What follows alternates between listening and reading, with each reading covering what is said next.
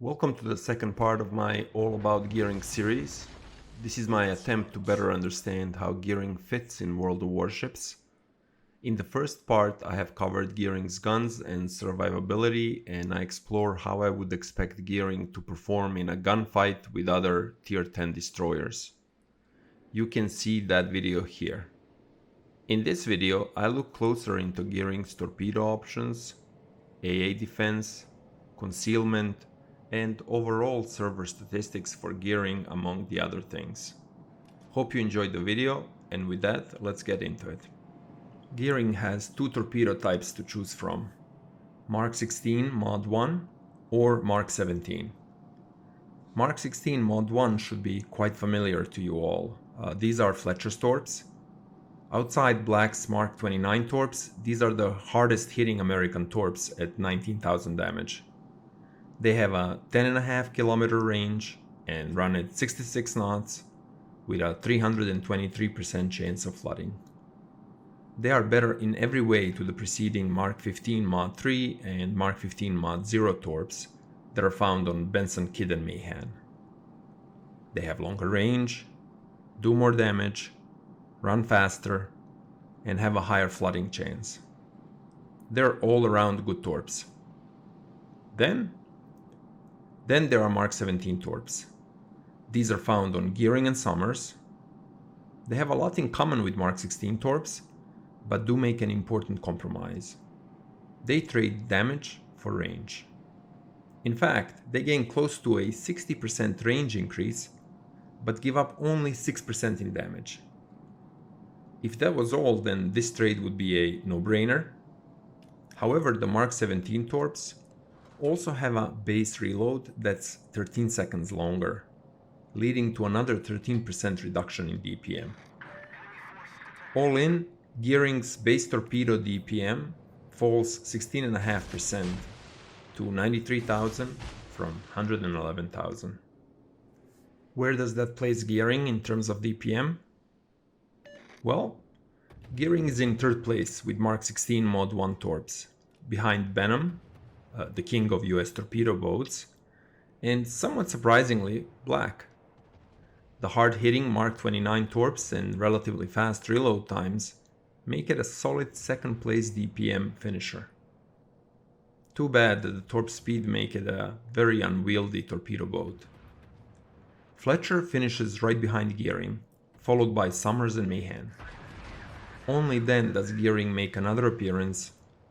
So effectively, Gearing becomes a Tier 8 US torpedo boat in terms of DPM when equipped with Mark 17 torps, but a very effective Tier 8. This is because Gearing's Mark 17 torps have plenty going for them. Mark 17 torps stats are not impressive in absolute terms. However, when compared to other Tier 10 torps as a whole, they begin to shine because of their upgrade potential. While they have the second longest range, Shima's 20k torps cannot be as well upgraded because of their high detectability and are not as competitive to Shima's 12k torps in terms of damage. Torp acceleration skill increases the Mark 17 torp speed to 71 knots, making them fourth fastest. While Howland and Smollen torps have good range, their alpha damage is seriously underpowered. On the other hand, Kleber's torps have solid damage and speed, but lack range. Lastly, Yu Yang's torps are in many ways similar to Gearing's torps, but their deep water nature makes them less all-around ideal. As a result, Gearing's torps offer a great combination of range, damage, speed, and reaction time. And flooding chance, while not great, it is still competitive. Moving on to DPM. The highest base torpedo DPM in Tier 10 goes to, drumroll please, the French Tier 10 destroyer Kleber at 170,000. It's very interesting that quintessential gunboat destroyer has the best torpedo damage output of them all. Too bad its torpedo range is too short for its concealment. Now, in the second place comes a ship that no one would be surprised to see here. Shimakaze with a base DPM of 139,000. Gearing with Mark 16 torps is the third best on this list. However, even gearing with Mark 17 torps is only 6th. Harugumo and Smoland round the list in the back at 50,000. Gearing is well positioned for a torpedo boat build. My personal preference is for Mark 17s, as Mark 16's higher DPM is offset by its short 10k range. While a lot of tier 10 destroyers suffer through the short range, gearing has a free option to opt out, and the 16% loss in DPM for a longer range is well worth the price in my opinion. It's hard being a destroyer in World of Warships. While you can try to keep your distance from the radar cruisers, you don't have that luxury when it comes to carrier planes. As a result, destroyers, like other ships, have anti-aircraft defense to try and defend themselves. Perhaps to say they are defending is too strong of a word, but at least an attempt to exact a price on the attacking aircraft. The way AA defenses are presented in the game makes it very hard, at least for me, to get a clear sense of how effective are my ship's defenses against the planes. What I wanted to know is, how many planes can I expect to shoot down when under attack? And the way I decided to do that was to calculate how much continuous damage will my AA umbrella generate during an attack run. The flag damage, while much greater, also offers a lot more opportunities for an experienced CV player to dodge. So while I consider it, I don't include it in my numbers. So planes fly a certain amount of time to reach the ship and then attack it. I calculate the time it takes a plane to get to the ship and then translate that into plane damage from continuous AA. I'm using Midway's BTD HE bombers, flying at the cruise speed of 132 knots. So in case of gearing, it would take planes 16.3 seconds to reach the ship from 5.8 kilometers, and during that time, gearing's AA defenses will do 2,700 in damage to the plane. Each BTD has 2,150 hell points, so gearing will shoot down one plane during this attack. So how do other US destroyers do under the same scenario? Well, here are the results. Kidd tops the chart at 3,700. Meaning she would destroy 1.7 tier 10 planes during an attack on her. Fletcher and Gearing follow with black in the back. The rest of US destroyers are further behind. These values don't consider priority sector or any other upgrades. I also exclude flak clouds, although it's worth noting that Gearing only gets 3 versus 4 for Kidd, Fletcher, and Black. Looking at all the tier 10 destroyers highlights Gearing's AA weakness. The pan-European destroyers, Holland and Smoland, take the top spot. Their AA values of 6,400 are in line with the top AA cruisers. The 6,400 AA value means that about 3 planes will be shot down before the squadron reaches the ships. Moreover, their flak values, with 6 clouds, make it a lot more likely that at least some of the planes, some of the time, will be hit by them. Now, given the recent DFAA upgrade for selective US destroyers, I was curious to see if that makes any meaningful difference in the AA rankings. These are full AA continuous damage values with active priority sector, DFAA, auxiliary armament mod 2 together with BFT. I don't take the AA guns mod 1, AFT or massive gunfire enhancements. I assume a 9-plane attack, not the full 12-plane squadron. Here are the results. Holland remains on top with a monster 15,000 continuous points of damage, or almost enough to destroy 7 planes. Interestingly enough, Gearing also moves up in rankings, from an 8th place to a 3rd place, just ahead of Groz and Marceau. Lastly, the Aux Arm Mod 2 doesn't only increase continuous damage, It also adds 2 extra flak clouds during the FAA, bringing the number to 5. Gearing adds 2 flak explosions and now can shoot 5, increasing chances of a hit, which in this case can have damage of up to 7,700 while the FAA is active. So gearing could become a more effective AA destroyer. The question is the cost too high to make it a viable choice? Gearing's top speed is 36 knots. That makes her one of the slowest US destroyers. The fastest US destroyers at 38 plus knots are Somers, Sims, Kidd, and Benson. Looking at the same tier destroyers, Gearing still remains one of the slowest, way in the back with the pan-European destroyers and well behind the French speed demons.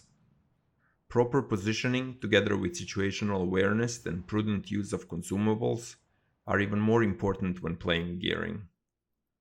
In terms of rudder shift and turning circle, Gearing does pretty well. While not as good as Yu Yang, Gearing's stats nevertheless make it one of the most maneuverable ships at the tier.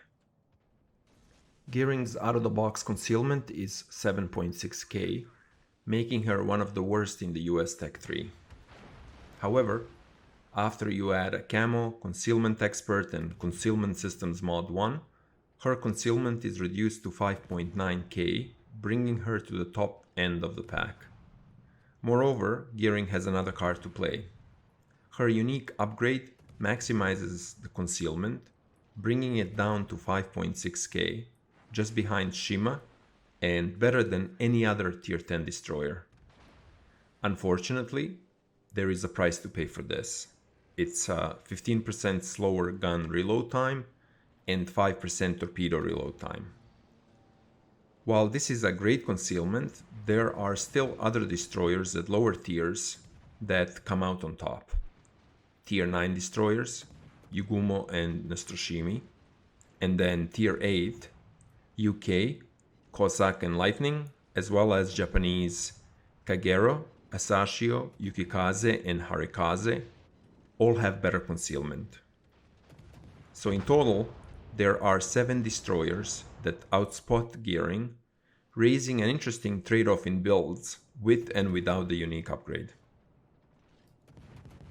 Gearing has 3 consumable slots containing the standard damage control party with 5-second action time and 40-second reload, which is same for all destroyers. Smoke with a 30-second action time and 130-second dispersion time, and a choice between a speed boost and defensive AA fire. American Smoke is the longest lasting in the game. It's great for farming as long as you have spotting and there is no radar threat. It's also great to hide a friendly ship or 10 if you choose so, because it's so big, and spot for them. The speed boost grants an 8% speed increase for 2 minutes with a 2-minute reload. This is in line with what other nations get, so nothing out of ordinary here. The defensive AA fire consumable grants a 100% boost to continuous AA fire and a 300% flag damage. The US destroyers' continuous damage is twice as good as what other nations get, and has been recently increased from 50 to 75 and now again to 100%. In the past, many have chosen the speed boost, as you get to use it every game, and AA defenses overall were seen as ineffective. I personally preferred the DFA, as I felt it at least gave me some ability to shoot back. I think the ability to double your AA defenses is very tempting, especially when the CVs appear to be in heavy rotation. So how does one bring all these stats together to build the best possible version of Gearing? I don't know, but I do have some theories. First, let me say that according to the maplesyrup stat site, Gearing remains one of the most popular destroyers on the North American server, accounting for 20% of destroyer games in the second quarter of 2020. In fact, the top 3, Shima, Gearing, and Holland, were in almost 2/3 of all games. Unfortunately, despite her popularity, she has the lowest winning percentage rate among all the tier 10 destroyers. Her players won only 48% of all the games they were in. The top spot goes to Summers at 55%. Now, Summers is a stealth ship, not easily available to all the players, so the win rate is from a pre-selected pool of better than average players. On the other hand, Shima and Holland are better comps, and both of them did better. Shima slightly ahead at 49%, and Holland even better at 51%.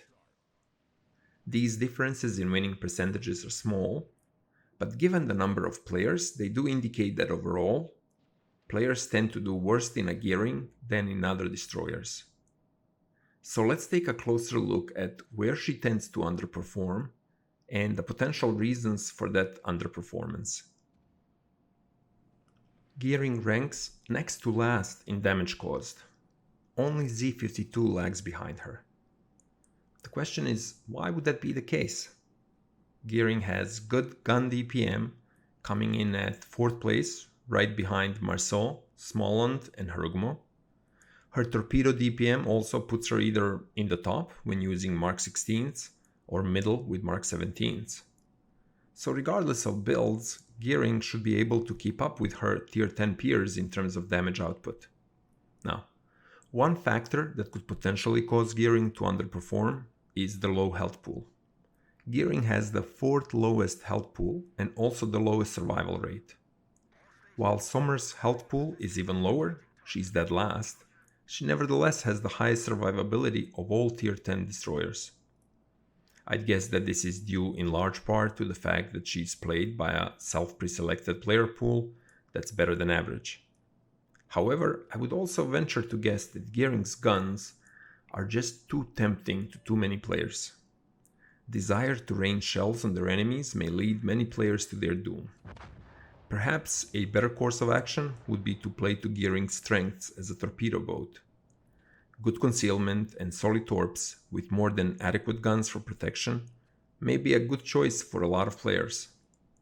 Play to live for as long as you can, stay concealed, and use the ship's strengths to help the team win.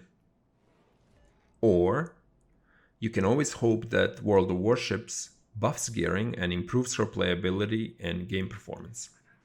Just don't stay up too late waiting for that. So let me summarize Gearing's pros and cons. In the pro column, we have high rate of fire. Gearing's guns have the 4th highest DPM among tier 10 destroyers. Great torps with solid range, speed, and damage. Gearing has the 3rd or 6th highest DPM, depending on which torps you select. Better than average AA defense. The recent DFAA improvements have positioned Gearing to be the best of the rest, behind pan-European destroyers. I know that's not saying much, but it does have some value. Solid concealment, either 5th or 2nd best amongst the peers if you use the unique upgrade. And American long duration smoke. It's great for concealment on demand or for supporting friendly cruisers and destroyers. Now, in the cons column, we have one of the lowest tier health pools in the game, extreme attention to survival required when playing the ship, one of the slowest ships in the tier, her top speed of 36 knots make it hard to outrun trouble, care to remain close to friendly ships should be a priority. And lastly, slow shells make it hard to hit anything that's not close or not a battleship. Based on these, I'm going to go over potential builds centered on her guns, torps, AA, and concealment. The first build maximizes DPM. It's meant for fighting other, primarily torp destroyers. I would not use Gearing for open water gunboating. She doesn't have health or fast enough shells to do it well. In terms of upgrades, I would select Main Arm Mod 1, Engine Room Protection. If you have Engine Boost Mod 1, that would be even better. For the 3rd slot, I would consider Torpedo Tubes Mod 1. The 5% torpedo speed increase seems more valuable to me than Aiming Systems Mod 1. The usual engagements take place at relatively close distances, and the maximum dispersion of Gearing's shells at 11k is 99 meters, less than the hull of any tier 10 destroyer in the game. Moreover, a problem for Gearing when it comes to shooting at range is not precision, but the time it takes the shells to reach the target. That's why I think the 5% torpedo speed increase is a better pick. Next, I would take propulsion mode 1. Gearing's rudder shift at 3.3 seconds is already good, and there is no much point in reducing fire chance in a destroyer. Ability to quickly accelerate is more useful in cases when you're trying to get out of dodge. Slot 5 is concealment systems mode 1, with main battery mode 3 in slot 6. For captain skills, I would go with priority target, last stand, survivability expert, and concealment expert. That's where the first 10 commander skill points always go. With the remaining 9, I would take BFT and adrenaline rush as they boost DPM. With the last 4 points, I would go for radio location. There is a number of torpedo boats in tiers 10, 9, and 8 that gearing may play against, where radio location may come very useful. I'm primarily thinking about Yuguma and Kagero here, which are played a lot. Lastly, in terms of flags, I would select Sierra Mike for speed, India X-Ray and Victor Lima for additional fire chance, and Julia Charlie to eliminate those pesky detonations. For a torpedo build, I would select Gearing's unique upgrade for improved concealment in slot 5. Not being seen is even more important when you really don't want to fire your guns. I would go with Torpedo Tubes mod 2 for faster reload time in slot 6. In terms of captain skills, I would replace BFT and radio location with torp armament expertise for even faster reload times, and torp acceleration mode for higher torp speed. This would make Mark 17 torps run at 74 knots with a range of 13.4 k. For AA build, I would leave the unique upgrade in slot 5, but would select the aux armament mode 2 in slot 6. For captain skills, I would go with BFT to boost the AA fire. The other 6 points can be used for superintendent, adrenaline rush, and or any other skills that suit your playstyle. Lastly, here's my build.